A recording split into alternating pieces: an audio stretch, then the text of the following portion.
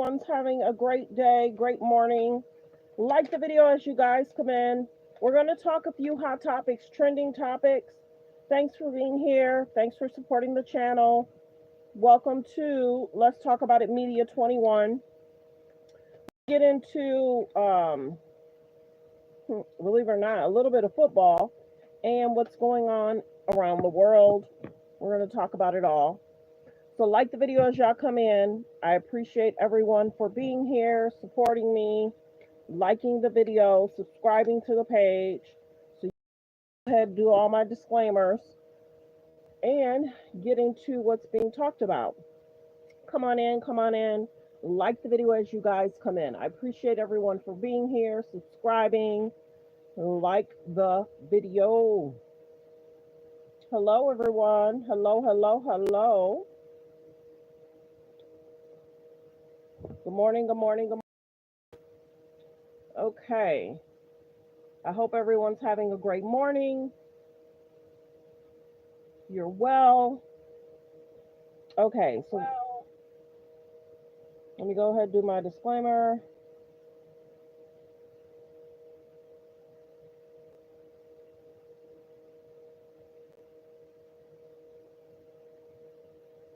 All comments are alleged, period.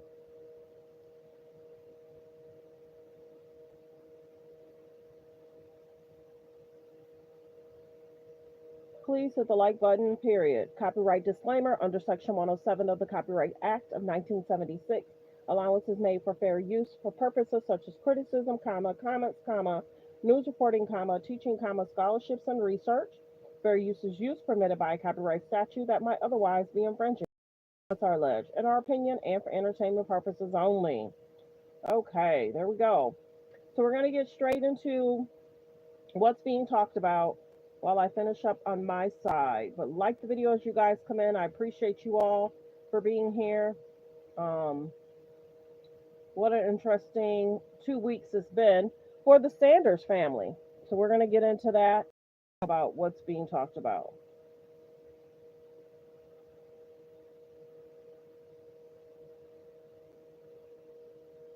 A day after. And man, so we got some unfortunate news for Shiloh Sanders, man. Look like his agent told ESPN the Buccaneers team is letting him go a day after an on-field altercation. And I want to show you guys an altercation as well. Then we're going to break everything down, man, because there could be some more stuff going on inside of the Sanders family being blacklisted or blackballed from the NFL, man, because something is going on here. Because something ain't adding up. Let's check out this clip right here of the on-field altercation. That's the tight end, Zach Davidson. Swing, Sanders, right there. A shove back. That's not going to be good for either one of them. So let me go back. I'm gonna let this play. I'll show it after. Some more stuff going on inside of the Sanders family being blacklisted or blackballed from the NFL, man, because something is going on here. Because something ain't adding up. Let's check out this clip right here. That's the tight end, Zach Davidson.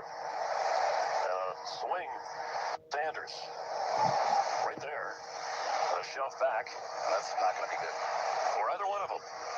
So that's the clip right there, man. So it's saying, he was being let go from the Tampa Bay Buccaneers a day after he was involved in the on-field altercation that got him ejected from the game. NFL teams are currently cutting their rosters down to 53 players before Tuesday, and Shiloh was chosen as one to leave from the Tampa Bay Buccaneers.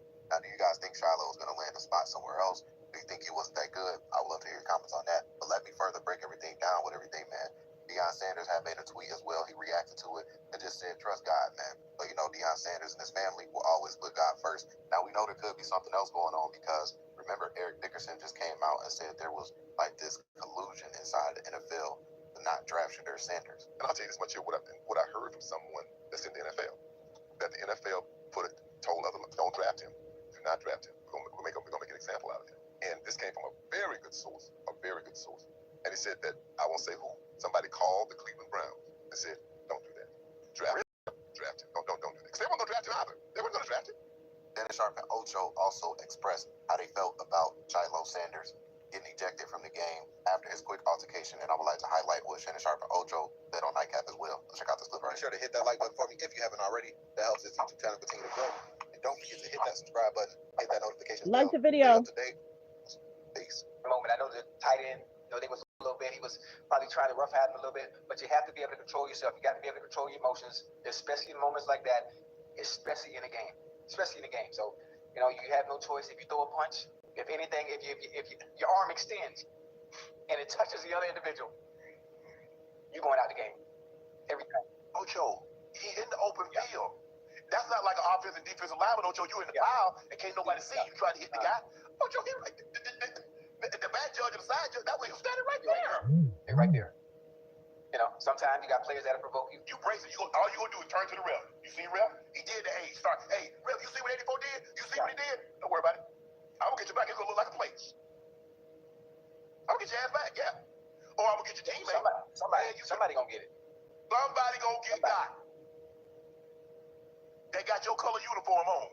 He ain't had nothing to do with it, but that's your teammate. I agree with you, Ocho. Shiloh knows better.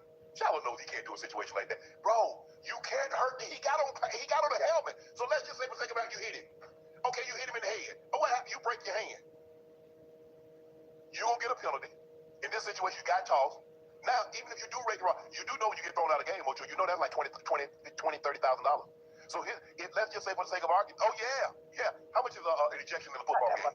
It's like $25,000, $30,000. Not that much. The hell you say? My goddamn celebrations were $25,000, $30,000. I know they ain't. But you stayed in the game.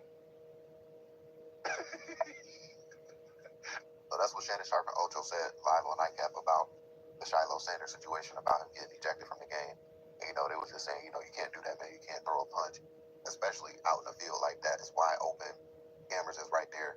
It's not like, everybody's tackling each other or piled up on each other where, you can try to flip in a little quick hit or anything like that. And what they were saying is, the best way to do it is just either try to get him back, like a tackle or something where it looks like a play, or Shiloh had to get his get back on another teammate. That was their reaction last night. This was before it was reported that Shiloh got cut. So Shiloh won't be getting any type of get back because he just got cut from the NFL right now, man. Who knows what's next with Shiloh Sanders, man? So I just want to put this quick news report out for you guys. If you guys like short videos like this, hit that thumbs up button. It really does help. It's kind of sad because we were just talking about Monday. That allegedly, in regards to the other Sanders, You ever heard of Monica McKnight? the other Sanders, we were talking about Shador just the other day. Hold on one second. Like the video as y'all come in. How about Andrea Carter, who's a rising star in this business?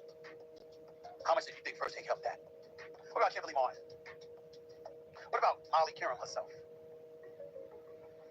Now, I have sat back for years and taken a lot of shit from people. Some who don't know what the hell they're talking about. Some who act like they don't know just because they want to get at me. I can care less about people getting at me. I just want you to be accurate. Have you ever watched something so awkward on live TV, you had to rewind it just to make sure it really happened? Well, that's exactly what went down on ESPN's First Take. And ever since, fans have been lighting up the comments, questioning if the network has completely lost touch with sports culture. Shannon Sharp is out.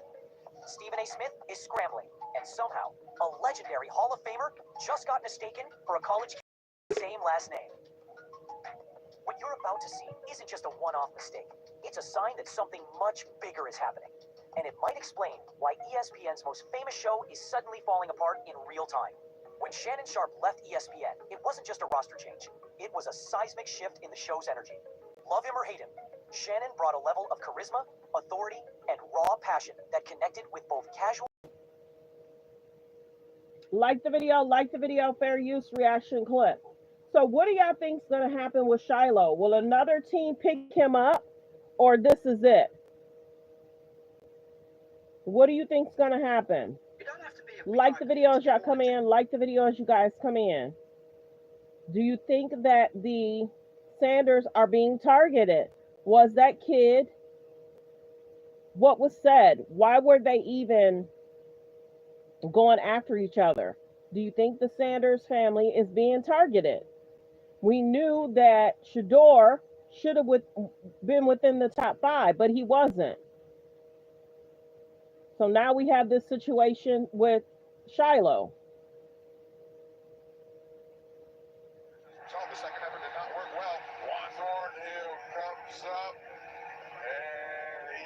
Like the video, like the video. Fair use reaction clip. Like the video.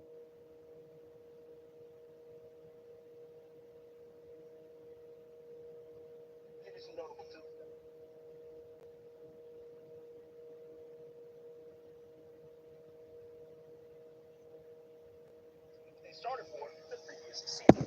Got another former Steelers quarterback, Russell Wilson, making his first start for the Giants. They're going to take on division rival Washington with last year's Offensive Rookie of the Year, Jaden Daniels. Top of new in Denver in the Super Bowl era. #1 overall picks are 4 season opener as a rookie. Good luck, young buck. Yes, and after winning a franchise record 15 games last season, the Lions try to erase their playoff disappointment as they start their season at Lambeau Field. The Lions have won their last 3 at Lambeau. They haven't won 4 straight there since 1991, though. Over in the AFC, the Ravens will play on Sunday Night Football in Week 1 in less than 7 months after the Bills beat the Ravens in dramatic fashion in that divisional playoff tilt. Both teams will try to dethrone the Chiefs, of course, in the AFC. And then the first Monday Night Football game is Then it's a 2-minute drill. Oh, I've never seen that before. Tell me what's your favorite sports off here. Don't Like the video, like the video. a lot of them will. We'll get back to that later.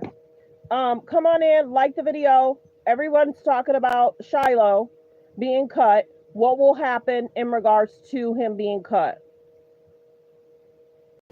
Like the video as y'all come in.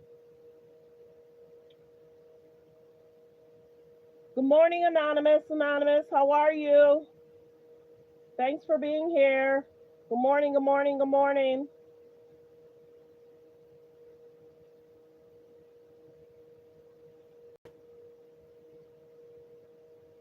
President Trump to submit a letter for that? I do not. And do you remember would you have been the one to do that, or would somebody else have done that? I did ask some people. I don't remember Mr. Trump. I don't remember who I did ask, but Epstein also asked people himself directly. Okay. So it could have happened that way, if it happened at all. If it happened at all. 12 hours of audio, excuse me, I was incorrect. Tom Winter's back with us. 12 hours of audio. She doesn't recall a lot. Mm-hmm. So do not recall is really difficult to challenge from the standpoint of perjury, lying, those type of things. It's just I don't remember. So you can't prove that I lied to you. If I can't tell you what I had for lunch last Thursday, I probably can't. But on the other hand, if you're asking me what I had for lunch today, there would be evidence in the trash can of my office, and it might be a little bit more difficult to prove, for me to not prove otherwise, that I would have known about that. So, yeah, I mean, I am sure there are some things she does talk about the volume of discovery that she looked at, the fact that she didn't. Like the video, fair use, reaction clip. a man-made disaster, a moral indictment, a failure of humanity itself. Those were the words of the United Nations chief as a UN-backed panel confirmed what so many have been warning for months. Famine is underway in Gaza, imposed by Israeli restrictions on food and aid and enabled by the United States. Now, these horrific images are impossible to ignore, and believe it or not, some try to actually explain it away, blaming so-called, quote, pre-existing condition. But Israel's years-long blockade started long before October 7th. In fact, it was a deliberate policy to starve the people of Gaza. Meanwhile, just 2 days before famine was declared, the Washington Post reported Trump's State Department had fired Shahid Qureshi, its top press officer on Israel and Palestinian affairs, with no explanation. His firing came after recent disputes over statements about Gaza. One statement condemned the forced displacement of Palestinians in Gaza City. Another mourned the targeted killing of journalists by Israeli forces. Both were blocked by the Trump administration. And who broke the news first? Laura Loomer, of course. She called Qureshi, quote, a jihadi and rabidly anti-Trump staffer.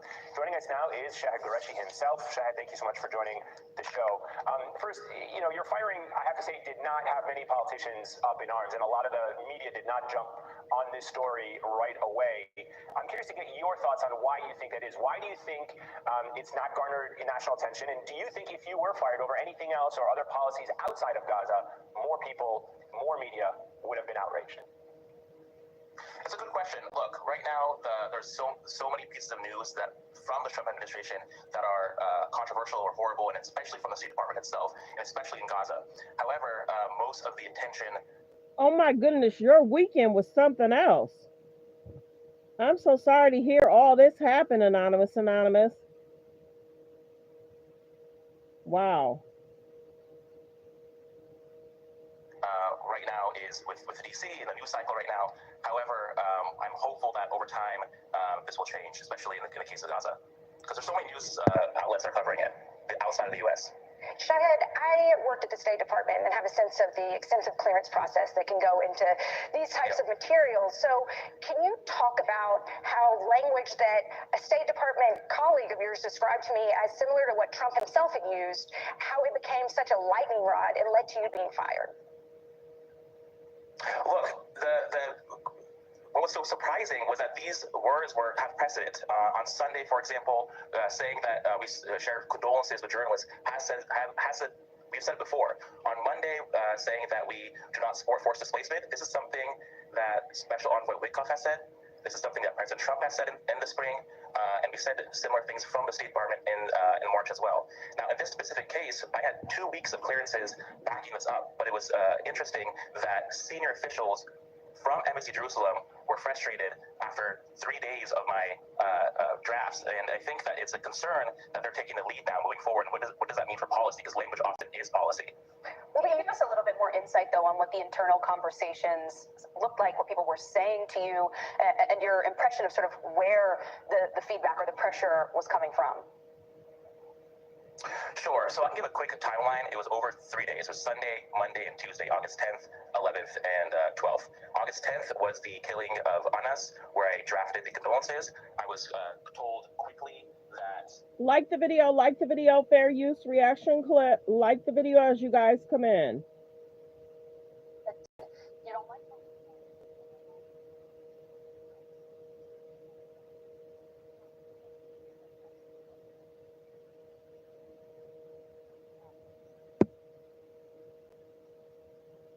To your state, there's only one seat here that is actually Republican, and it's a seat held by Representative Andy Harris. Are you considering trying to redraw lines in Maryland? When I say all options are on the table, all options are on the table. Are you actively looking at it now? Yeah, because I think we have to. Yes, and I think we have to, because I think what's happened is this is what people hate about politics in the first place. The fact that the president of the United States, very similar to what he did in Georgia, where he called up a series of voter registrants and said, "I need you to find me more votes." We're watching the same thing now, where he's calling up legislatures around the country and saying, "I need you to find me more congressional districts." He's doing it. That may be different, but Democrats redistrict. You know this. Yeah. But Gavin Newsom's doing it right now. A few years ago in New York, we saw this. This can backfire. Do you really want to go down this road? I want to make sure that we have fair lines and fair seats, where we don't have situations where politicians are choosing voters, but that voters actually have a chance to choose their elected officials. We need to be able to have fair maps. And we also need to make sure that if the president of the United States is putting his finger on the scale to try to manipulate elections because he knows that his policies cannot win in a ballot box, then it behooves each and every one of us to be able to keep all options on the table to ensure that the voters' voices can actually be heard. And you don't think in that one district where they have a Republican representative, that they are actively being represented in Maryland? I think if you look at maps across the country, less than 10% of congressional seats are actually competitive by nature. Less than 10%. And so if you look at the average win margin in our state and so many states, the average win margin is upwards of 20 to 30%. So that means we already have so many gerrymandered areas that we have to be able to add a measure of fairness in the way that it's applied. And so yes, all options need to be on the table in the state of Maryland. That was Maryland Governor Wes Moore making it pretty damn clear where he stands in terms of fighting fire with fire here, in light of the fact that Donald Trump has decided to demand that his little underlings and hangers-on in the GOP redraw their maps mid-cycle to steal the midterm elections. If you've watched my videos at any point over the last few weeks, you've known that I have been relentless in calling on Democratic governors to step up. It seems that Wes Moore is certainly prepared to do exactly that here. I should note that Wes Moore first broached this topic in an interview we did 3 weeks ago, where he said this: "What are you able to do? What are the options in front of you in Maryland?" Yeah. So we're actually, we have members of our General Assembly, and we go back into session, back into session in January. Okay. But we're actually able to take a look at how are the maps laid out, about where you're looking at where Maryland is right now and what happened after the census tracking of 2020, and then being able to say, do we think that is a fair representation of our population? Right now, frankly, we have something where for a lot of the Republicans within the state of Maryland are very much crammed into one congressional district. And if you look at the way that Maryland is laid out right now, you have a higher threat of a challenge coming to a flank than you do during a general election processes. So there's a lot of things that Maryland can and we will be taking a look at. Okay, and would any of it, I guess in an ideal scenario, would any of it apply to the upcoming midterm election in 26? Potentially. Because I know we're looking at all these options that some of the options that I know that are being examined would be able to potentially have an impact by the midterm elections. And since that interview, Greg Abbott and Texas Republicans have passed their gerrymander through the state legislature, meaning we're no longer in theoretical territory here. This isn't hypothetical. This is happening. So Democrats can either unilaterally disarm, or we can fight back. Wes Moore seems to understand that the solution here is the latter. I should note too that I'll be interviewing Wes Moore tomorrow on this channel. So if you'd like to catch that interview and support my work, please subscribe to this channel, completely free, a great way to support me and independent media. And please throw some questions that you'd like. YouTube Premium is Like the video, fair use, reaction clip. Like the video as you guys come in. Today, Trump, of course, took to Truth Social because part of his dictatorial ambitions are that he can rig the rules, but no one can dare reciprocate. Trump wrote, Governor Wes Moore of Maryland has asked, in a rather nasty and provocative tone, that I walk the streets of Maryland with him. I assume he is talking about out-of-control, crime-ridden Baltimore. As president, I would much prefer that he clean up his crime disaster before I go for a walk. Wes Moore's record on crime is a very bad one, unless he fudges his figures on crime like many of the other blue states are doing. But if like Gavin Newsom did in LA, I will send the troops, which is being done in nearby DC, and quickly clean up the crime. After only 1 week, there is no crime and no murder in DC. When it is like that in Baltimore, I will proudly walk the streets with the failing, because of crime, governor of Maryland. P.S. Baltimore is ranked the 4th worst city in the nation in crime and murder. Stop talking and get to work, Wes. I'll then see you on the streets. Also, I gave Wes Moore a lot of money to fix his demolished bridge. I will now have to rethink that decision. Thank you for your attention to this matter. Make America great again. Now, first of all, Donald Trump did not give more to fix any bridge. That funding was allocated and passed in 2024 as part of a continuing resolution that Biden signed into law. Trump will take credit for literally anything, anytime, anywhere. Second of all, isn't it interesting how Trump, in an effort to seek retribution against Wes Moore, will hurt American citizens who rely on that infrastructure? Gotta love an American president hurting American citizens because he isn't being treated with slavish devotion and total loyalty. Wes Moore, for his part, clapped back, writing on Twitter, President Bone Spurs will do anything to get out of walking, even if that means spouting off more lies about the progress we're making on public safety in Maryland. Hey, Donald, we can get you a golf cart if that makes things easier. Just let my team know. Here's the thing about Donald Trump and his authoritarian impulses. His sense of power is derived largely from his idea that he has it. Once our elected officials stop treating him as if he's all-powerful, the illusion is pierced. We've now got Wes Moore, Gavin Newsom, and a raft of other elected officials publicly and openly mocking him and moving to retaliate against his anti-democratic actions. Trump may view himself as a dictator, but he's not going to get there without a fight. So two things need to happen now. First is that Wes Moore needs to follow up his words with actions. It's all well and good to say the right thing. Now we need him to do the right thing, and it certainly seems like he's going to do exactly that. Again, we're out of hypothetical territory here. The Texas maps are happening. Indiana, Missouri, and Florida are next. We wait for Republicans to appeal to their better angels at our own peril. We can either protect this Democratic experiment or allow Republicans to permanently relegate Democrats to the minority. This is a binary choice. We either fight back or surrender, but part of fighting back means going all the way. And the second thing is that other blue state governors need to heed the call. Governors in Washington, Oregon, Illinois, New Jersey, New York all need to be taking steps to counteract what's happening in red states. If ever there was a time to expend your political capital, it's now. It's when Republicans and Donald Trump are quite literally rigging the rules of the game to ensure that they never lose power again. So the answer then is to fight while we still have the opportunity, the chance to fight back. Like the video, fair use, reaction clip. Like the video as you guys come in. Thanks for being here. Thanks for tuning in. We're just talking hot topics, trending topics. Like the video as you guys come in.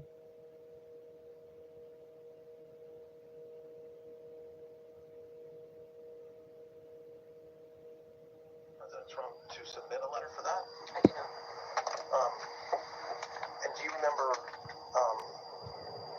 would you have been the one to do that, or would somebody else have done that? I did ask some people. I don't remember Mr. Trump. I don't remember who I did ask, but Epstein also asked people himself directly. Okay. So it could have happened that way, if it happened at all. If it happened at all. 12 hours of audio, excuse me, I was incorrect. Tom Winter's back with us. 12 hours of audio. She doesn't recall a lot. So do not recall is really difficult to challenge from a standpoint of perjury, lying, those type of things. It's just I don't remember. So you can't prove that I lied to you if I can't tell you what I had for lunch last Thursday. I probably can't. But on the other hand, if you're asking me what I had for lunch today, there would be evidence in the trash can of my office, and it might be a little bit more difficult to prove, for me to not prove otherwise, that I would have known about that. So, yeah, I mean, I am sure there are some things. She does talk about the volume of discovery that she looked at, the fact that she didn't go through all of it. I know from court filings, from the Justice Department, from the trial itself, yes, there was an enormous amount of material that was gathered over the years. So it is not surprising to me at all that she didn't go through it. I find that quite credible. She didn't spend a lot of time going through everything, according to her own attorney's assertions in court. Had a laptop at the jail to go through the discovery. So she does say, excuse me, that she didn't read all of it. That seems plausible. It's just impossible sitting here today to know what's in somebody's state of mind or their memory. But as we referenced earlier, this is somebody who was testifying in a civil deposition. This is somebody who is referenced in multiple court filings in connection with her bail efforts. Is somebody who is not, they didn't believe was telling the truth or giving out the whole truth as it pertained to her finances. In the course of that, there was a big concern for them if she was to be let out on jail, them being prosecutors in that case. And then the other thing that came up in the course of this was just, how she behaved leading up to her arrest. She clearly knew she was under investigation. Now, her attorney's out with today saying she's completely innocent of everything. She was held in 5 years in horrible conditions. For sure, leading up to her trial, she was held in a jail facility, federal jail facility in Brooklyn, New York, which is one of the most notorious in the federal prison system. So is everybody else. So it's not like she was singled out for any sort of behavior or treatment that other people didn't get. Put a pin in that for a second. Yeah. We have, I want to go back to that. We have more audio. This is Maxwell talking about Jeffrey Epstein's suicide. Do you think he did not die by suicide, given all the things we just talked about? I do not believe he died by suicide. No. And do you believe that? Do you have any speculation or view of who killed him? No, I don't. And I ask that because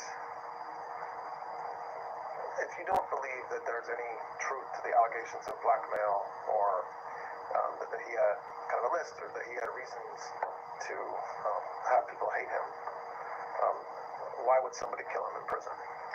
Well, in prison, where I am, they will kill you, or somebody can pay a prisoner to kill you.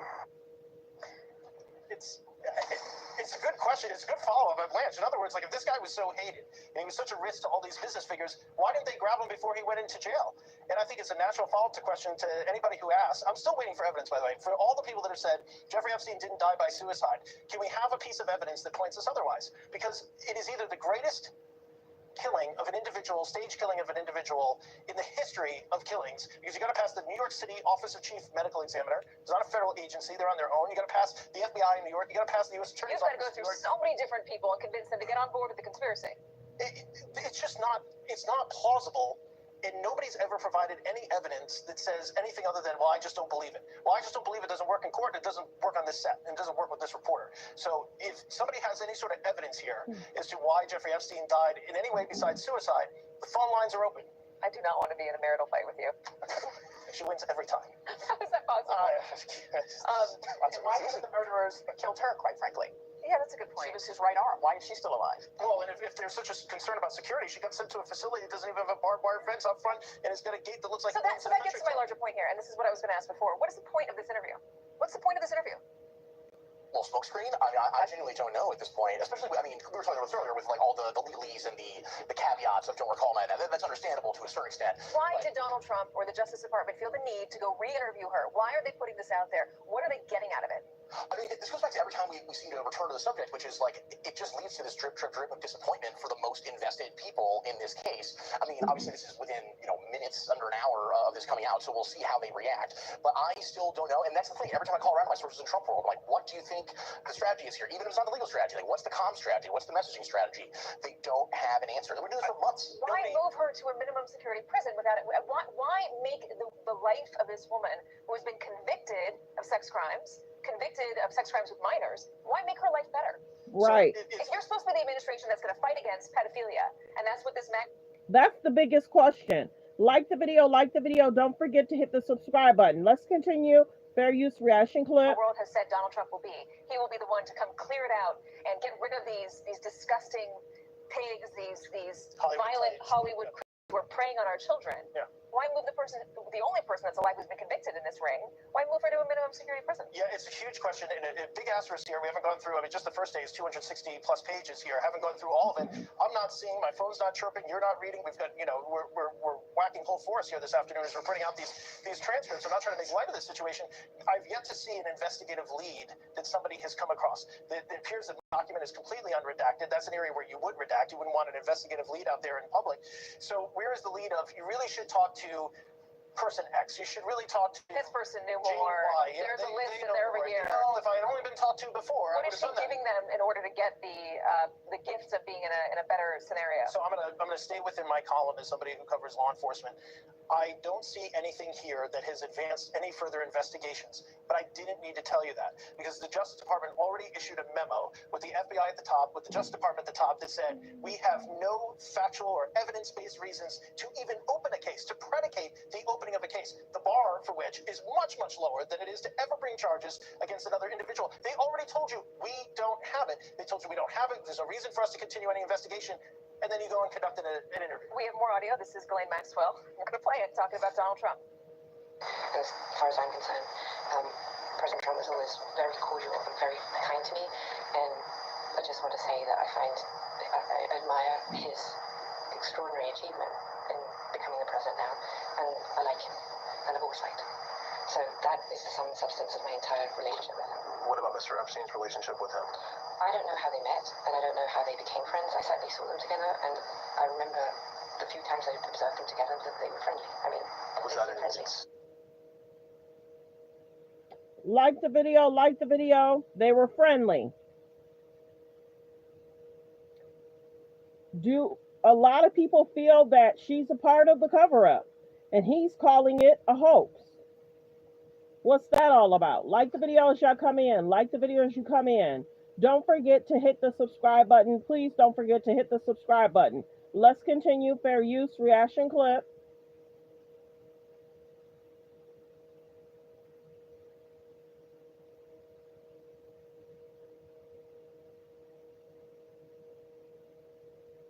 Adam Schiff.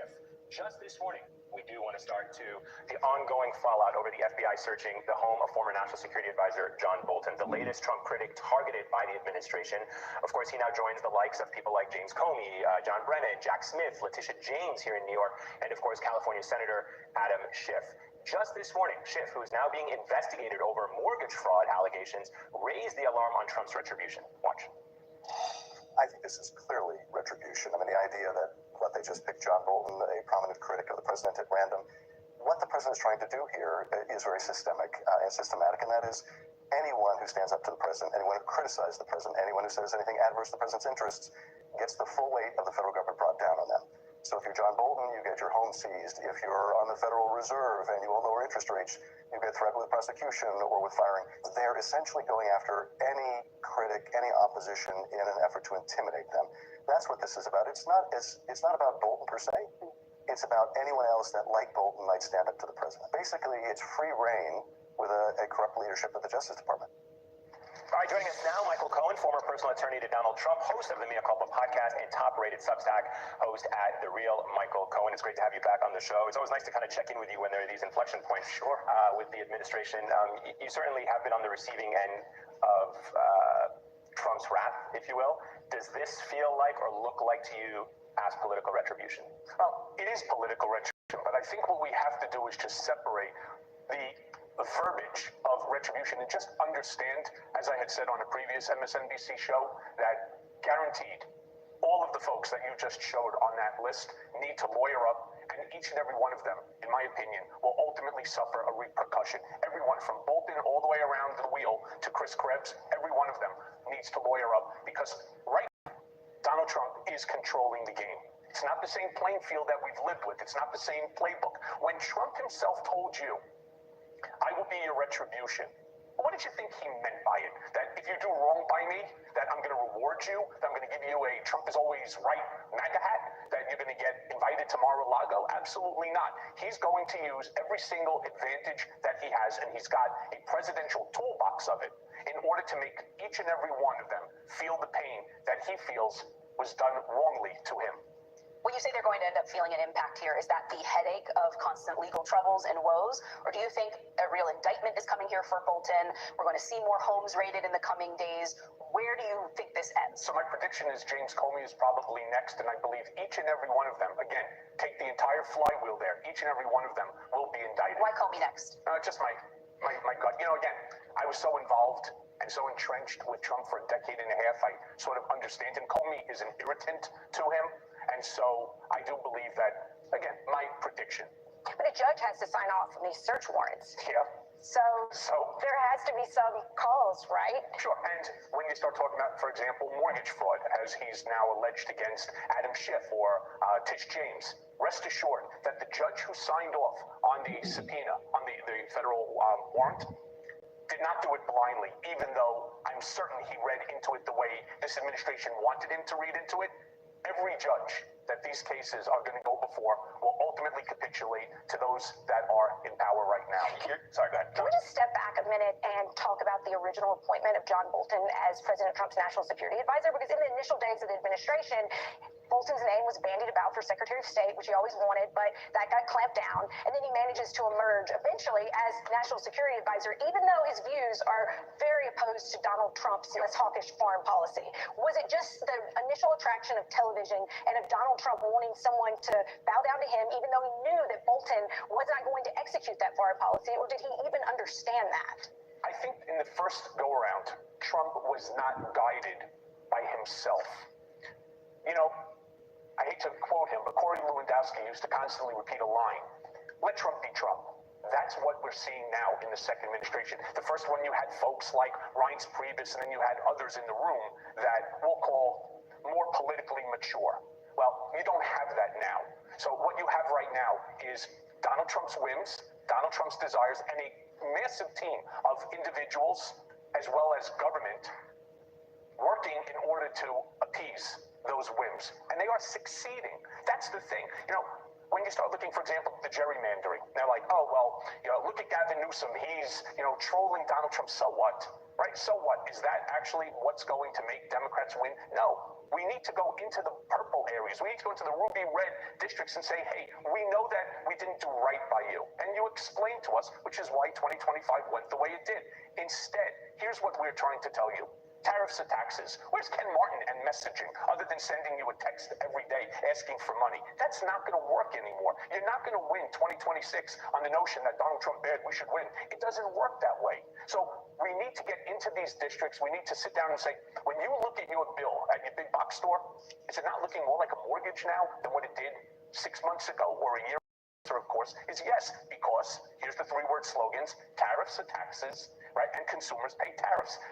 Let them understand that your member of Congress abandoned you in order to just, again, to be fair, there are some people doing some of what I mean, Bernie Sanders has been hosting these rallies, AOC with them, Greg Casar with him. There are people who have been advocating that the party needs to do exactly what you just described there. And so where do they go? They go 2, 3, 4. We're talking about send folks all around the country, people who have names and influence, whether use Midas Touch Network, use LinkedIn, use Seneca Project, use Michael Cohen, send people who have some name recognition out there in order to shake somebody's hand. Let them know that we're thinking about them, we care about them, but we don't do that. You know what we do? We send them an email. Hey, send me $3, send me $5. Donald Trump and his GOP MAGAs, they're taking us apart every single day, or they're destroying our democracy. Nobody's giving money at this point. All right, let me just ask you really quickly about something you said in the beginning, which is the sentiment that these people are irritants for Donald Trump, and that's why he wants to go after them in this kind of retribution tour. In what way are these people who don't have power now an irritant for Donald Trump? What is James Comey doing now that makes him a target for Donald Trump? It's not about now. It's about what he did before, including the same with Adam Schiff as the January 6th, right, in January 6th. And then he's talking about Miles Taylor with the release of information. You know, I remember when I was in Otisville, I read this book called 5 Felonies a Day I think it was by Harvey Westglade and Sidney Powell. I think they co-wrote it. Everybody commits a felony a day, all right? And if there's one thing that Trump's people are going to be good at, and when I mean good, I mean really good at, is finding it. If it's a mortgage fraud allegation, if it's going to be containing a classified document, whatever it is, the amount of pain that Trump is going to inflict on that wheel of names and the faces that you showed there, mark my words, you'll have me back for each and every one. It's just going to be like a weekly occurrence. Are you in the crosshairs at all still? Well, I know I'm certainly on the list. I think, thank goodness to all of these folks, I've been pushed down a little bit, lower, and so I obviously just. So he'll get to you in year 3 or something. Yeah, let's hope that the time limit runs out. Like the video, fair use, reaction clip. Like the video as you guys come in. We're talking hot topics, trending topics. We're just talking about what's going on in the news. Like the video as you guys come in. Don't forget to subscribe. There's about 116 in the building. We're trying to hit 50K by next month. Please hit the subscribe button and thank you. Continue to hit the like button, you guys. Double tap the screen. The likes should match the views. Double tap the screen to hit the like button, and thank you. Let's continue. Fair use ration clip. Bethesda, Maryland. There's a lot going on. We've got other news to get to, including the story that broke during our show on Friday. Vice President J.D. Vance is denying claims that the search at the home and office of former National Security Advisor John Bolton was for political retribution. On Friday, federal agents were seen carrying boxes out of Bolton's home in Bethesda, Maryland. A source familiar with the matter tells NBC News the FBI is investigating Bolton for the mishandling of classified information. The source says CIA Director John Ratcliffe provided FBI Director Kash Patel with information that was the basis of Friday's search warrant. Bolton has been an outspoken critic of President Trump despite serving in his first administration. He was fired in 2019 and later published a scathing memoir about his time in the White House. The Wall Street Journal's editorial board is writing about Friday's search. The piece, entitled Trump's Vendetta Campaign Targets John Bolton, reads in part, quote, President Trump promised voters during his campaign for a second term that he had bigger things on his mind than retribution against opponents. But it is increasingly clear that vengeance is a large part, maybe the largest part, of how he will define success in his second term. His revenge campaign took an ominous turn Friday as the FBI home and office of Mr. Trump's first term National Security Advisor John Bolton. It's hard to see the raid as anything other than vindictive. Mr. Bolton fell out of Mr. Trump's favor in the first term and then wrote a book about his experience in the White House while Mr. Trump was still president. Mr. Trump tried and failed to block publication. The president then claimed Mr. Bolton had exposed classified information, though the book had through an extensive pre-publication scrub at the White House for classified material.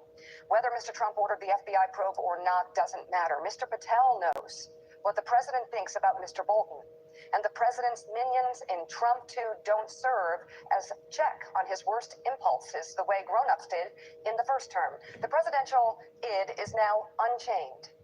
Mr. Trump made clear that he was out for blood against Mr. Bolton when he pulled the former advisor's protective detail after his re-election. Mr. Bolton is widely known as a defense hawk, and in 2022, the Justice Department charged an Iranian national it said planned to murder him. Mr. Bolton has had to pay for his own personal security, though he had served at the behest of the president. This is the kind of gratuitous viciousness that has increasingly defined Mr. Trump's return to office. Mr. Bolton has continued to speak candidly about Mr. Trump's second-term decisions, pro and con, including in these pages this week. The president may also hope the FBI raid will cause Mr. Bolton to shut up, though knowing him, we can't imagine that working. The real offender here is a president who seems to think he can use the powers of his office to run vendettas. We said this was one of the risks of a second Trump term, and it's turning out to be worse than we imagined. That's the Wall Street Journal. Also, it is what Trump said many times when he was running. He promised retribution. This is what he campaigned on, and everybody heard him say it. Everybody heard him say it, and many still voted for him. Well, and of course, those who were saying it were mocked and ridiculed.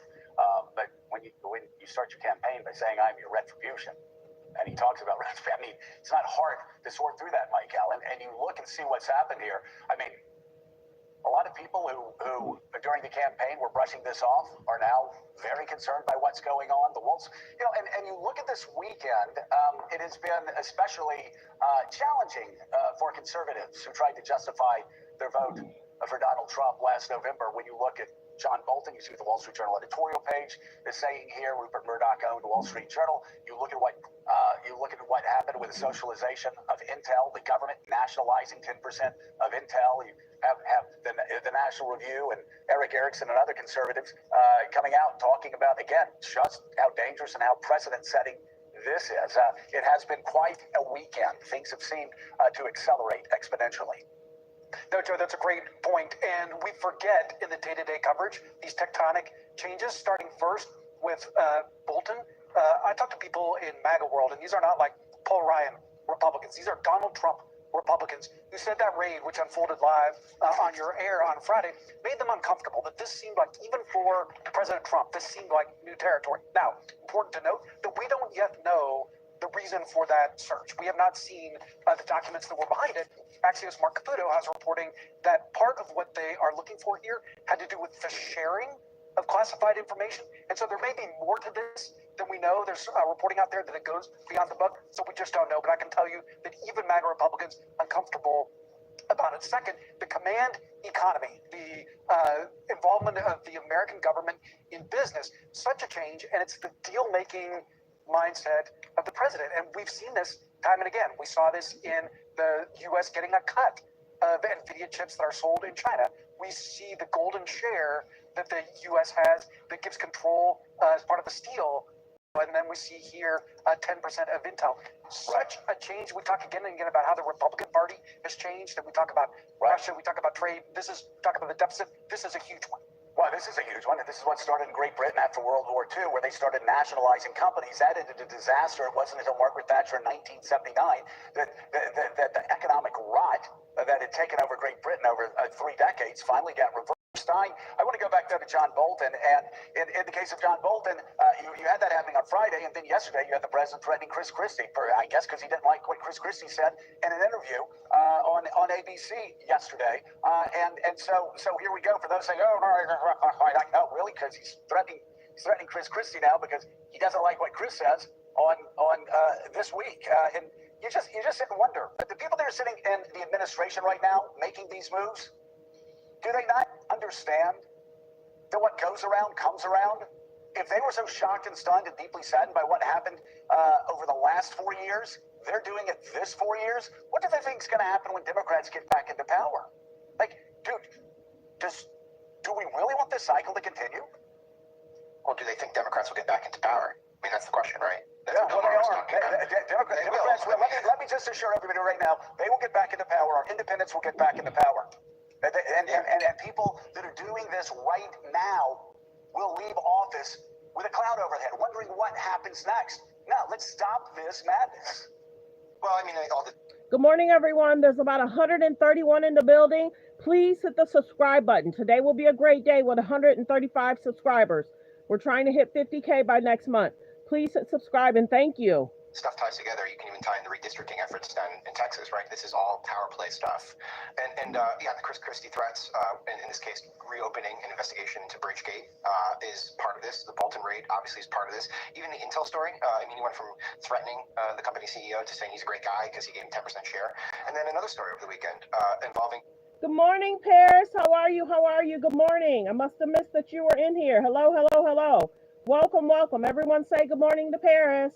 She's my only mod and my member. Memberships are over there, you guys. Good morning, Paris. Wes Moore saying, look, we might withhold the money that was passed, congressional authorized money passed for the Francis Scott Key Bridge reconstruction because Wes Moore had the audacity to tell the president, hey, come to Maryland and walk the streets with me so I can show you that the progress we're making with respect to crime.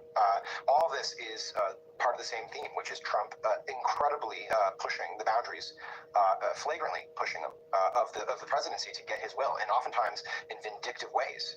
And we're in incredibly uncharted territory here. You mentioned D.C. And the crime statistics. The reason that they're saying this is that they're now saying that we're fudging the crime statistics. They're saying the same thing about Chicago. So we're distorting realities. We're using that as justification for these federal troops to come into these cities, and it's all at the whims of the presidency. It's a bleak moment for us in the nation's capital, but it could be even bleaker if we start sending the U.S. military into Chicago, because at least with the nation's capital, there is D.C. home rule, so there is some veneer of legality here for at least 30 days. But the next steps, we get into uncharted territory. Sam mentioned Maryland Governor Wes Moore. We'll have him on Morning Joe later this morning. And he's right. The idea of just rewriting history, we're seeing at the Smithsonian, distorting statistics like at BLS, and now claiming that crime stats are fudged. This raid on Ambassador Bolton's home is deeply dangerous, and it comes, much like the threats with Chris Christie, it comes after President Trump was very critical of Bolton just last week. Bolton was out there criticizing the Alaska summit with Vladimir Putin. Trump hit back on Truth Social repeatedly, and whether an order was given from the White House or not, it's out there. Yeah. Yes, he's not happy with Bolton. It's easy for federal officials to take their cues from that, and then on Friday, we see this raid. Well, that's what the Wall Street Journal editorial page said, because said they knew what the president wanted, and so they did it. It certainly matches the pattern during the campaign. Like the video as you guys come in. Thank you for being here. Thank you for subscribing. Continue to hit the like button. Thank you, thank you, thank you. Let's continue. Fair use reaction clip. hit that like button.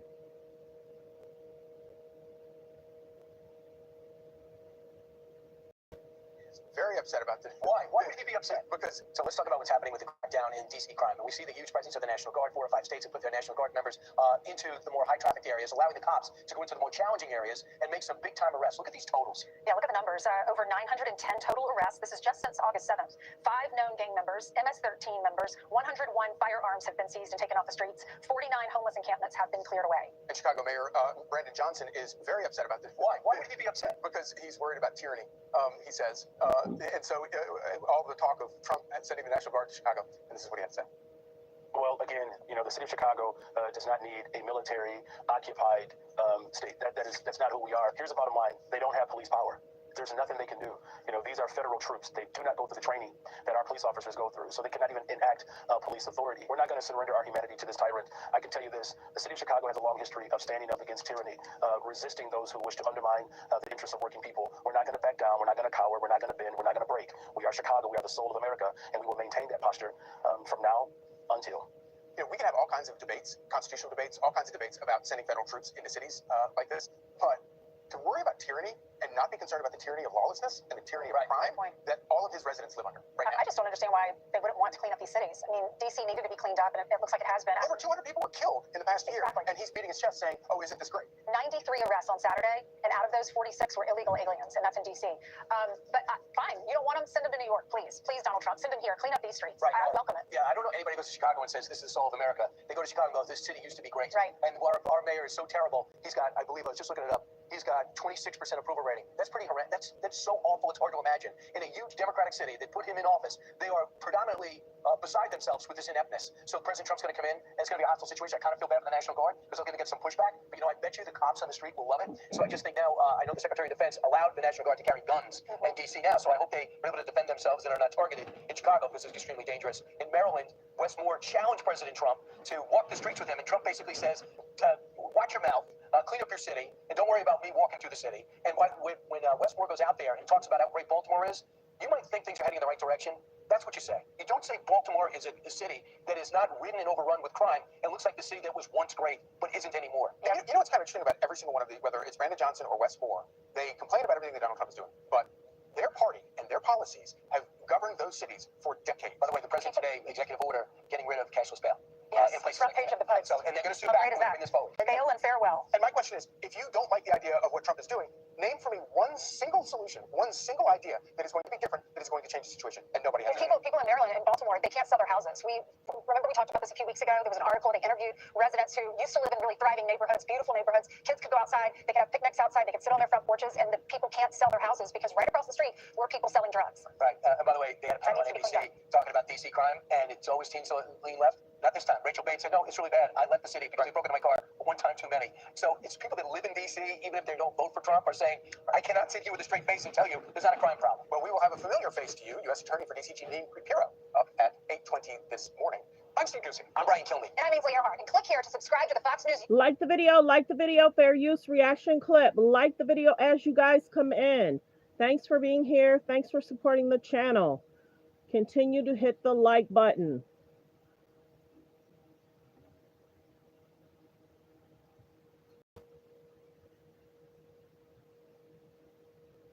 Like the video as you guys come in.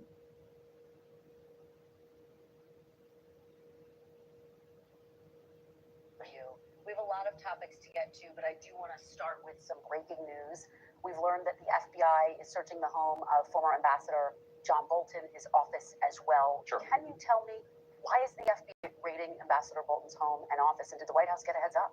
Well, so we're in the very early stages of an ongoing investigation into John Bolton. I will say we're going to let that investigation proceed. What I can tell you is that unlike the Biden DOJ, the Biden FBI, our law enforcement agencies are going to be driven by law and not by politics. And so if we think that Ambassador Bolton has committed a crime, of course, eventually prosecutions will come. But as you know, Kristen, this is all part of gathering evidence, trying to understand something that we're worried about. And of course, I'll let the FBI comment on the next stage of the investigation. What's at the root of this? Is this about classified documents? Well, again, I'll let the FBI speak to that. Classified documents are certainly part of it, but I think that there's a broad concern about Ambassador Bolton. They're going to look into it. And like I said, if there's no crime here, we're not going to prosecute it. If there is a crime here, of course, Ambassador Bolton will get his day in court. That's how it should be. But again, our focus here is on, did he break the law? Did he commit crimes against the American people? If so, then he deserves to be prosecuted. As we have this conversation, has Ambassador Bolton been detained, taken into custody, arrested in any form? So this news just broke this morning, and the FBI, I haven't talked to the FBI this morning. I don't know the answer to that question. I assume that he hasn't been detained and won't be detained until there's actual prosecution, if that actually happens. As you know, Ambassador Bolton is a frequent... It's a rare thing with someone you've been with for so long. Like the video, like the video. Do y'all think that they should have raided his house? Yes or no? Let me know in the comments. Many people are kind of surprised, and they're wondering who's next to be raided. Like the video, like the video. He's also on Kash Patel's enemies list. The administration has already revoked his security clearance, Secret Service protection. Is Ambassador Bolton being targeted because he's a critic of President Trump? No, not at all. And in fact, if we were trying to do that, we would just throw out prosecutions willy-nilly like the Biden administration, DOJ did, prosecutions that later got thrown out in court. If we bring a case, of course, we haven't done that yet. The Department of Justice has not done that yet. We are investigating Ambassador Bolton, but if they ultimately bring a case, it will be because they determine that he has broken the law. We're going to be careful about that. We're going to be deliberate about that because we don't think that we should throw people, even if they disagree with us politically, maybe especially if they disagree with us politically, you shouldn't throw people willy-nilly in prison. You should let the law drive these determinations, and that's what we're doing. You know, a lot of people have already looked at this and said this looks a lot like retribution. Is this retribution? Well, who has said it looks a lot like retribution, Kristen? A lot of people who tried to throw Donald Trump in prison for completely fake charges that were later thrown out by multiple different courts. I suspect that if the media and the American people let this case actually unfold, if they let the investigation unfold as it's currently doing, they're going to find out that what we're doing is being very deliberate and being very driven by the national interest and by the law here, and that's as it should be. Let's turn to the war in Ukraine. Sure. I had the opportunity to speak with the Russian foreign minister. I heard. Yes, he says, as of right now, there's no meeting planned between President Putin and President Zelensky. And he added, there needs to be an agenda first, saying, quote, this agenda is not ready at all. Are the Russians stringing President Trump along? No, not at all, Kristen. I think the Russians have made significant concessions to President Trump for the first time in 3.5 years of this conflict. They've actually been willing to be flexible on some of their core demands. They've talked about what would be necessary to end the war. Of course, they haven't been completely there yet, or the war would be over, but we're engaging in this diplomatic process in good faith. We are trying to negotiate as much as we can with both the Russians and the Ukrainians to find a middle ground to stop the killing. I think what the president has tried to do here is try to engage in very aggressive, very energetic diplomacy, because this war is not in anyone's interest. It's not in Europe or the United States' interest. We don't think it's in Russia or Ukraine's interest to keep going. So we're going to keep on pushing for a diplomatic solution. And one final point about this, Kristen, if you look historically, whenever you have a complicated war with a lot of death and destruction, it kind of goes in fits and starts. There are hills and valleys to negotiation. We sometimes feel like we've made great progress with the Russians, and sometimes, as the president has said, he's been very frustrated with the Russians. And we're going to keep on doing what we have to do to bring this thing to a close. I don't think it's going to happen overnight. I think that we're going to continue to make progress, but ultimately, whether the killing stops, that determination is going to belong to whether the Russians and the Ukrainians can actually find some middle ground here. Well, you talk about concessions, and yet the Russians rejected the ceasefire proposal that President Trump put forward. There's no meeting plan between President Putin and President Zelensky. And this week, Russia targeted an American factory in Ukraine. There were 6 people inside at the time. No one was killed. What makes you think President Putin is serious about peace? Well, I didn't say they conceded on everything, but what they have conceded is the recognition that Ukraine will have territorial integrity after the war. They've recognized that they're not going to be able to install a puppet regime in Kiev. That was, of course, a major demand at the beginning. And importantly, they've acknowledged that there is going to be some security guarantee to the territorial integrity of Ukraine. Again, have they made every concession? Of course they haven't. Should they have started the war? Of course they haven't. But we're making progress, Kristen. And what I admire about the president in this moment is he's not asking 3.5 years ago. He's not, trying to focus on every nitpicky detail of how this thing started 3.5 years ago. He's trying to focus on the nitpicky details of now, of what do the parties disagree on, what do they agree on, and how do you build a foundation from one side of that ledger to the other so you can stop the killing. But was President Trump, were you enraged when you learned that Russia targeted an American company based in Ukraine? I don't was like that not it, a slap Kristen. in the face I to don't the peace process? like it, Kristen, but this is a war, and this is why we want to stop the killing. The Russians have done a lot of things that we don't like. A lot of civilians have died. We've condemned that stuff from the get-go, and frankly, President Trump has done more to apply pressure and to apply economic leverage to the Russians, certainly than Joe Biden did for 3.5 years when he did nothing but talk, but do nothing to bring the killing to a stop. So you ask me what I'm enraged by. What I'm enraged by is the continuation of the war. What I'm enraged by is a presidency and Joe Biden who for 3 years did nothing to end the killing.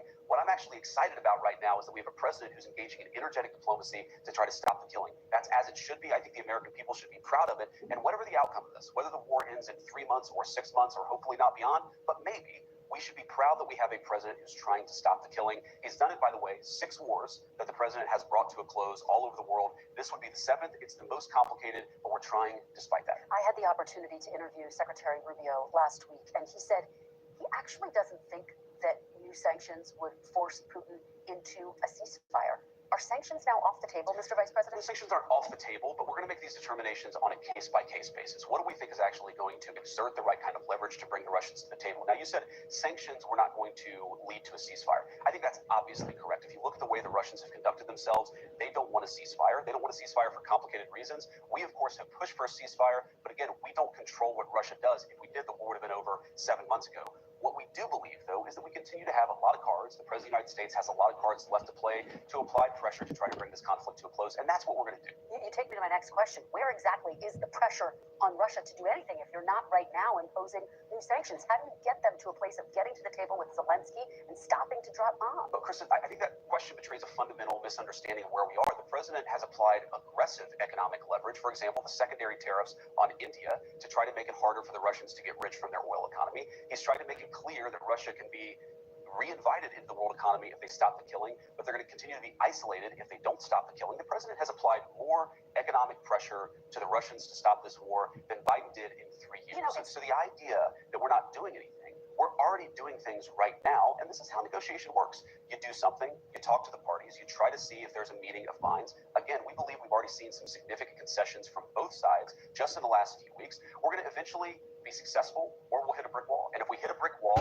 then we're going to continue this process of negotiation, of applying leverage. This is the energetic diplomacy that's going to bring this war to a close. I hear what you're saying about India. China is actually the largest buyer of Russian oil. They're Why close. no They're about equal. Why no sanctions on China? Well, obviously, we have a 54% tariff on the PRC right now. So we've already applied pretty hefty sanctions on the Chinese. And we've had a number of conversations at all levels of government to try to get the Chinese to be better partners and bring this war to a close. So again, I think the question betrays a misunderstanding of what's going on. We are applying aggressive economic pressure to bring this war to a close. Maybe we'll apply additional pressure. Maybe if we feel like we're making progress, we'll dial that pressure back. That give and take is part of the negotiation that we think is working. It hasn't reached its final outcome yet, but we're going to keep on working on this process for as long as we can. Just to boil down what the Russian concessions might look like, is the only thing that President Trump is asking Russia to give up is not to invade all of Ukraine? No, that's not it at all. It's providing the Ukrainians the kind of security guarantees that ensures that the country is not going to be invaded again. And this is really, this is why I think we've made a lot of progress, Kristen. Even though we're not yet there, why we've made a lot of progress is fundamentally the disagreement here is over security guarantees versus where you draw the battle lines in Ukraine. So whether we solve those issues, we've actually identified the 2 critical issues, one to the Ukrainians, one to the Russians, and I think that that is where the fruit, if we ultimately solve this thing, that's where the fruit of an agreement will come. I want to get to security guarantees, but very quickly, if Russia is allowed to keep any of the territory that it illegally seized, what message does that send to China? Does it give China a green light to invade Taiwan? Does it give Russia a green light to invade other European countries, which is what your European allies are concerned about? Well, first of all, the Ukrainians are going to ultimately make the determination about where you draw the territorial lines in their own country. But, Kristen, this is how wars ultimately get settled. If you go back to World War II, if you go back to World War I, if you go back to every major conflict in human history, they all end with some kind of negotiation. We're actually not active parties in the negotiation. We're effectively mediating. We're trying to mediate the Ukrainians and the Russians to come to some agreement. If the Ukrainians are willing to say something on territory that brings the conflict to the close, we're not going to stop them. We're also not going to force them because it's not our country. We're trying to play a constructive role. The president is trying to play. Like the video, like the video. There's about 91 in the building. Please don't forget to hit the subscribe button. Please hit the subscribe button. We're trying to hit 50K by next month. Constructive role to bring peace to the region, but he's not going to force these parties to walk through the door. All he can do is open the door and ask them to negotiate in good faith. You talk about security guarantees. Sure. Foreign Minister Lavrov discussed the importance of Russia being a part of security guarantees. Ukraine says that's a non-starter. Is that a non-starter for the United States as well? How can Russia secure Ukraine when it's dropping bombs on There's Ukraine? a little bit of a talking past each other here. First of all, we're not talking about security guarantees until after the war has come to a close. And of course, the Russians are going to be a part of the conversation about bringing that war to a close. So of course, they're going to have some stake in this. They're going to talk about this. That doesn't mean that they're going to have troops in Ukrainian territory, but how can you reasonably provide security guarantees without talking to the Russians about what would be necessary to bring the war to a close? So I think there's a little bit of people talking past each other. This is going to be a security guarantee provided by a host of nations. I think the Europeans are obviously going to play a big role. We think there are other countries all over the world that might play a big role. The Russians are going to be involved because they're the critical party that's necessary to stop the killing. Again, this is how negotiations happen. It's this give and take. It's a conversation between both sides. Very quickly before I move to domestic issues for Americans who are watching, can you guarantee no U.S. boots on the ground as a part of these security The guarantees? president's very clear. There are not going to be boots on the ground in Ukraine, but we are going to continue to play an active role in trying to ensure that the Ukrainians have the security guarantees, the confidence they need to stop the war on their end, and the Russians feel like they can bring the war to a conclusion on their end. It's complicated, Kristen, but we're going to keep on trying to play these parties. We're going to keep on trying to convince these parties to talk to each other and continue to play the game of diplomacy, because that's the only way to get this thing wrapped up. All right, let's talk about some domestic issues now. This week you were in Georgia. You were there to talk about and promote the One Big Beautiful Bill. And it also comes in the same week that Texas Republicans approved 5 new Republican seats. So they expanded the map for Republicans in their state. If President Trump's agenda is so popular, why do Republicans need to add additional seats to the map? Well, first of all, Kristen, you have to ask yourself, why have Democrats gerrymandered their states aggressively over the past 10 to 20 years? If you look, for example, at the popular vote in a lot of these states, and Massachusetts, where 32% of the residents of Massachusetts voted for Republicans, 0 Republican federal representatives. So we're not trying to all we're doing, frankly, is trying to make the situation a little bit more fair on a national scale. The Democrats have gerrymandered their states really aggressively. We think there are opportunities to push back against that, and that's really all we're doing. And yet, Mr. Vice President, you were able to win the House and the Senate in 2024. Why can't you do it again without adding additional seats? But this is a very important question, Kristen. We had way fewer House seats than we should have. One, if the Democrats hadn't aggressively gerrymandered, and 2, if illegal aliens weren't counted in the census for purposes of apportioning congressional seats. The best estimates I've seen is that in California, for example, has 5 additional congressional seats that it should have, because they count illegal aliens for the purpose of apportioning representatives. Meanwhile, Ohio, my home state, lost a representative. We're literally losing representatives for American citizens in order to give congressional representation to illegal aliens. Republicans are trying to balance out the scales a little bit for basic fairness and for the integrity of our democracy, which the president cares about as much as anybody in the country. But of course, people who are here and who are not documented are not eligible to vote. They're not eligible to vote, but they do go in the congressional apportionment. That's why California has so many more seats, is because they count illegal aliens. So even though they don't vote, well, some of them actually do vote, but hopefully most of them don't, they end up getting congressional representation that ought by right go to American citizens. I know we're almost out of time, so 2 more quick ones. The administration deployed the National Guard to D.C. to crack down on crime. You visited with them this week. Yep. At least 6 Republican states are sending in their own National Guard troops as reinforcement,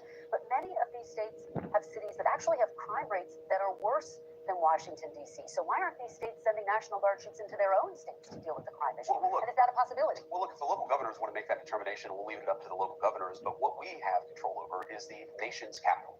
And if you look, for example, at the murder rate in D.C., it rivals some of the worst cities, the most violent cities anywhere in the world. That's a disgrace for our nation. That's a disgrace for the residents who live in D.C., who just want to take their kids to a park or walk down Union Station or take their family out for a bite to eat without being accosted by a vagrant or a violent criminal. They should have that right. Though, in the nation's capital. Crime has dropped over 35% in the nation's capital in 10 days because of what Donald J. Trump has done. Mission accomplished? I think that there's so much more that we can do. Absolutely not. It's not mission accomplished. When you make such big progress in a matter of a week and a half, I think that you step on the gas and try to make D.C. even more safe. And here's the thing, Kristen.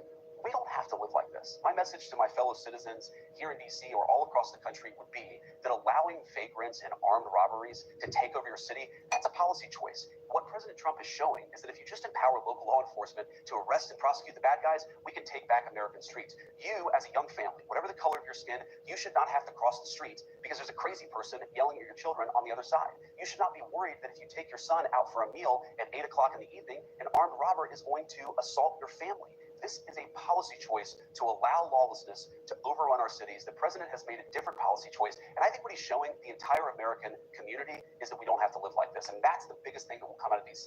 It matters a lot for D.C., but I think it matters more for the whole country to see that if we just make better choices, we can take back our cities. I'm getting a wrap, so final question for you, Mr. Vice President. The Wall Street Journal is reporting that Elon Musk is halting his plans to create a new political party, in part because he wants to support you for president in 2028. I know you've been asked about this. You said you have not discussed this with him. That's right. But do you see yourself as the apparent future of the MAGA movement? No, I see myself as a vice president who's trying to do a good job for the American people, Kristen. And if I do a good job, and if the president continues to be successful, as I know that he will be, the politics will take care of itself. We can cross that bridge when we come to it. But we just had an election 7 months ago. I think I'm probably like most Americans, and I'm already sick of talking about politics after a big general election. The next election that matters is not the election of 2028, it's 2026. So before we talk about anything 3.5 years down the road, let's take a break from politics, focus on governing the country, and when we return to politics, it's going to be to focus on those midterm elections. Have you had any conversations with President Trump about him passing the torch on to you?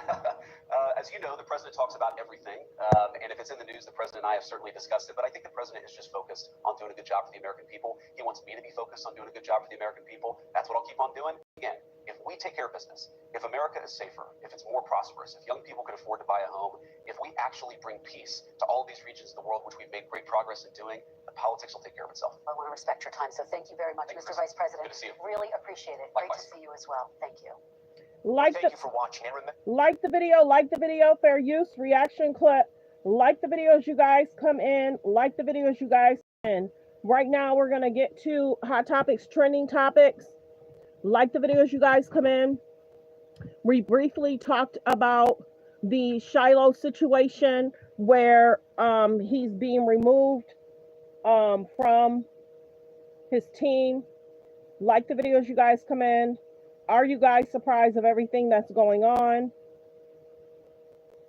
Like the videos, you guys come in. You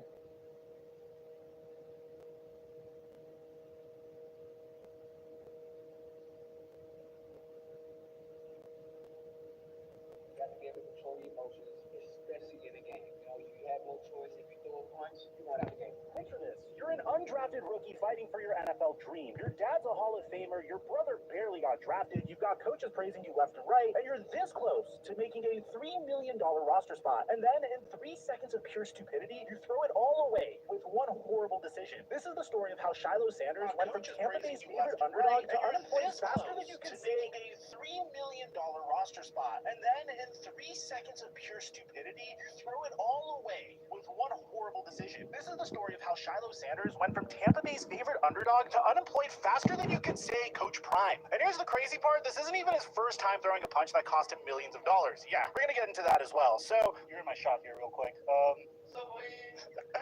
Real quick, we just started Uni Diamond Talks baseball channel. If you guys want to check that out, he's almost at 25,000 Diamond Talks there, with Kyron Williams getting a touchdown at any point and Justin Jefferson scoring a touchdown versus the Chicago Bears. On top of that, if you want more plays, I've created an incredible Discord community of experts. Like the video, like the video. In the description. Pay close attention to Shiloh Sanders' free fall. But during that free fall, his brother Shiloh said something that was very telling and honest about what his current draft stock was. See, bro, I don't even know what they're going to do with me, bro, because they're doing you like this. So the NFL draft ends, and while his younger brother Shiloh Sanders got picked up by the Cleveland Browns in the 5th round, Shiloh Sanders went undrafted. But here's where it gets interesting. Within hours of the draft ending, Shiloh did something smart. He fired his dad as his agent. During their draft live stream on Twitch, which, by the way, nearly 1 million people watched, Shiloh straight up said, Dad was our agent, but that hasn't been working out too good, so today I had to sign with an agent, bro. He hired Drew Rosenhaus, one of the biggest agents in the game, and boom, the Tampa Bay Buccaneers came calling immediately. I'm just grateful that the Buccaneers gave me this opportunity, bro. I probably thank God like 30 times a day. The Buccaneers signed him to a 3-year deal worth $2.965 million.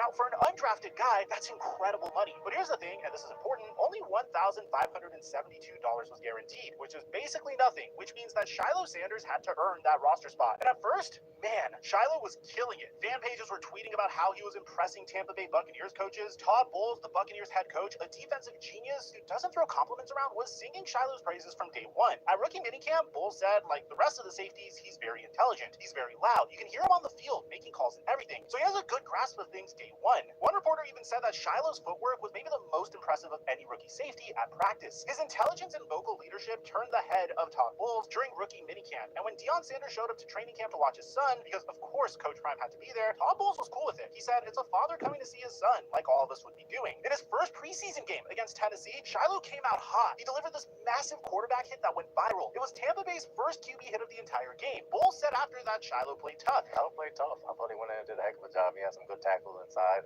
He had a pressure on the quarterback as well. He did some good coverage things, so he did a good job when he was in there. Here's where the reality started setting in. The Tampa Bay Buccaneers safety room was stacked. They had Antoine Winfield Jr., an all-pro who just signed a massive extension. They had Tyke Smith, from nickel to safety. They had Christian Itzian, who Bulls literally said weeks ago has already made the team. So Shiloh was listed as a third stringer on the unofficial depth chart going into that final preseason game. He was basically competing with Kayvon Merriweather and Rashad Wisdom for maybe the fourth safety spot. Maybe. Before that final preseason game, Bull made it crystal clear. This last week is going to be very important for those guys to show up, which means that Shiloh did have a fighting chance to make the roster spot. But on August 23rd on Saturday night in Raymond James Stadium, the Tampa Bay took on the Buffalo Bills. It's the final preseason game and Shiloh's final chance to prove himself. And he already was having a rough night. Earlier in the game, he got flagged for pass interference. That led to a Bills touchdown. He was missing tackles, losing his footing, and it was not looking good. Then midway through the second quarter, with the Bills leading 7-3 and driving deep into Tampa territory, it happened. Shiloh was covering Bills tight end Zach Davidson. They're hand fighting down the field, which is completely normal. Davidson's blocking him, maybe a little aggressively, maybe holding him after the play, depends on who you ask. But then Davidson kept blocking. He had his fingers in Shiloh's face mask, and Shiloh lost it. He threw a punch right at Davidson's helmet. The ref saw it immediately. Unnecessary roughness, ejection, game over. And on the very next play, the Buffalo Bills scored a touchdown. Todd Bowles' reaction said everything. He was visibly frustrated on the sideline. After the game, reporters asked him about it, and Bowles didn't mince words. I know you can't throw punches in this league.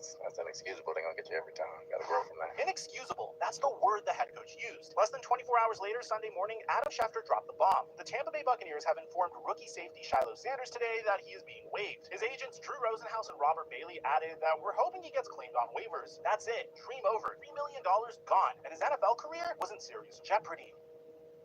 Like now, the video. Here's where it gets insane. Do you remember when I said that this wasn't Shiloh's first expensive punch? Shiloh Sanders is currently $11.89 million in debt from another assault case. Back in 2015, when he was just 15 years old, he allegedly attacked a security guard named John Darjean at his Dallas high school after the guard tried to take his phone. According to court documents, Darjean claims that Shiloh slammed his elbow into his chest and continued to hit him after he fell. The guard said that he suffered severe and permanent injuries, including a broken neck, damage to his cervical spine, permanent neurological injuries, and irreversible incontinence. That is just brutal. And here's the wild part. Shiloh didn't even show up to the trial in 2022. So the court hit him with an $11.89 million default judgment. He filed for bankruptcy in October of 2023, trying to get out of it, claiming he only made about $193,000 in NIL deals that year. Way less than people thought. So this dude already owed almost $12 million from one punch, desperately needed the NFL money to start paying it off, and then threw another punch that cost him his NFL career. Let's put this into perspective. There's been a lot of undrafted players that have made it in the NFL. Tony Romo, Arian Foster, Rod Smith, even on the Bucs' current roster, they have guys who went undrafted and became stars. But you know what those guys didn't do? Throw punches when they were given opportunities to make the team. One NFL insider gave a reality check about Shiloh's contract, saying even though it looked like almost $3 million,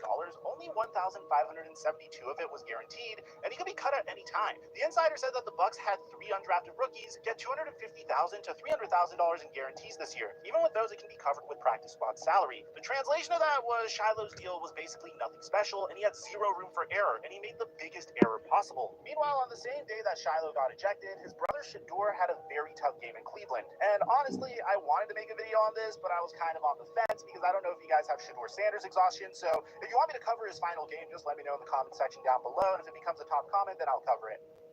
Like the video, like the video. Shiloh having a bad game and Shador having a bad game. When Shador was drafted, he got a real contract. He has time to develop. Shiloh, he had one shot and he blew it. Here's what people need to understand about the NFL. It's a business. Todd Bowles runs one of the tightest ships in the league. The Buccaneers are trying to get back to the Super Bowl. They don't have time for guys who can't control themselves. Think about this from Bowles' perspective. You got a third-string safety who is already on the bubble. He's been struggling in the game. He gets a penalty that leads to a touchdown, and then he gets ejected for throwing a punch. What message does it send to your team if you keep him? And remember, this wasn't some heated rivalry game in December with playoff implications. This was a preseason game against the Bills backups in a situation that meant nothing except for guys trying to make the team. So where does Shiloh go from here? His agents are hoping another team will off of waivers, but let's be honest, what team is going to want a guy who just got cut for throwing a punch in a meaningless game? A guy who's $11 million debt and might be distracted by legal issues. A guy who couldn't crack the roster as an undrafted free agent and may have quite a temper. The practice squad is possible if he clears waivers and the Bucs want him back. But after what Bowles said, after calling it inexcusable, that seems fairly unlikely. The CFL, XFL, or USFL might be options, but those leagues pay peanuts compared to the NFL. We're talking about $50,000 a year instead of billions. The whole situation is a masterclass in how to destroy your own opportunities. Shiloh Sanders had everything going for him. His bloodline, the coaching praise, the opportunity, way more media attention, and fan brand recognition than the average undrafted rookie would get, and all he had to do was keep his cool for one more game. Literally just not throw punches for 60 minutes. Instead, he let 3 seconds of anger cost him potentially millions of dollars, potentially his entire NFL career. You know what the worst part is? This wasn't bad luck. This wasn't an injury. This wasn't getting beat out by better players. This was 100% self-inflicted. Shiloh's story is a reminder that in the NFL, talent isn't enough, potential isn't enough, having a famous dad isn't enough. You need discipline. You need control. You need to be smart. Because in the NFL, you're always one mistake away from being unemployed. And Shiloh Sanders just made that mistake on national TV in front of his head coach and his last chance to prove himself. 3 seconds, 1 punch, career over. That's how fast it happens in the league. And that's how Shiloh Sanders went from being Coach Prime's son with an NFL dream to just another cautionary tale about wasted potential. Everything just changed for Shiloh Sanders' career, and everything is about to change in Major League Baseball. We have a completely separate video on Uni Diamond Talks channel. Like the video, like the video. Thanks for being here, everyone. Thanks for supporting the channel. Copyright disclaimer under Section 107 of the Copyright Act of 1976. Allowance is made for fair use for purposes such as criticism, comments, news reporting, teaching, scholarships and research. Fair use is use permitted by a statute that might otherwise be infringing. All comments are alleged in our opinion and for entertainment purposes only. Yeah, so it's sad that this is what Shiloh's going through. He just had to make it through that game without having any issues. Everybody's talking about Ray J in the background, how he's dancing. Check out Ray J. I guess he's supporting Trey Songz. Ray J is so silly. Anyway, I think I'll cover that another day. We're just talking hot topics, trending topics. Says she's embarrassed not to own a mansion. Oh, she says she's embarrassed not to be owning a mansion after 30 years of her career. Yeah? What did she spend that money on? Like the video, like the video. This is Forbes just dropped the billionaires list, so congratulations to all the billionaires. That's amazing. That's amazing. Like the video as you guys come in, so congratulations to all the billionaires. And then unfortunately Shiloh, hopefully another team picks him up, but if they don't, that's going to be a huge issue. He's been waived. And he's no longer on the NFL roster. Kylie's sending well wishes for her hairstylist's birthday. Just talking hot topics, trending topics. I'll listen to that later. Let's see.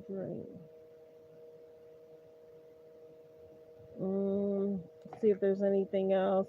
A lot of people are talking about Shiloh. The guy that likes to sniff is being held without bond. What is up with him? He has a weird fetish. Unfortunately, the Sanders have been going through a lot. Let's see. Trump, safe road. Okay. I'm not going to play that. Tyrese talks about his relationships.